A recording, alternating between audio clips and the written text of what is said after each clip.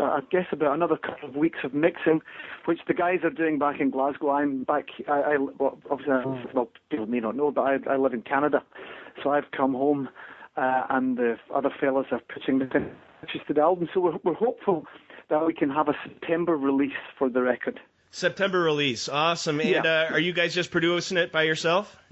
Yeah, we did. Yeah. We recorded the bulk of it at a studio in the south of France, which was a lot of fun, as you can imagine. Some great wine, some great cheese and food, and then we put the final parts down at Raymond from the band's home. He has a studio, a small studio set up there. Basically, yes, we're kind of overseeing the whole thing ourselves. That's awesome. How about an experience from the recording sessions that might shape the sound, or what is a previous Teenage Fanclub album that this might bring back memories of, or is it a completely new style? Well, do you know, I think we've always felt that the environment that you record in will definitely influence, what you put down. We made an album in Chicago a few years back, our Man-Made album, and the bulk of that was done in the midst of a Chicago winter, very harsh winter. And so, I mean, I think that, maybe lyrically, we a lot of the lyrics are sort of referencing spring and summer. So, nice. It was like as a sort of juxtaposition to the environment that we were recording in. But no, I think also because of the way that we write, there are three people writing songs. It's difficult to first, we really conceptualize when we make them.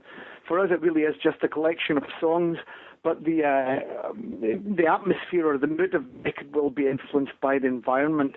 But I think, all of our records have really just been song-based. There's no kind of general concept behind the whole thing. So I think what it is another album like that. But eclectic in the sense that there are some sort of acoustic, sort of folkier things on there.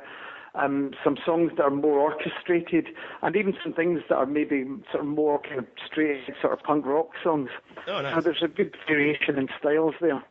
That's awesome. And yeah, I did see that when you were in Chicago, you got to work at Soma with John McEntire from Tortoise and a whole bunch of stuff.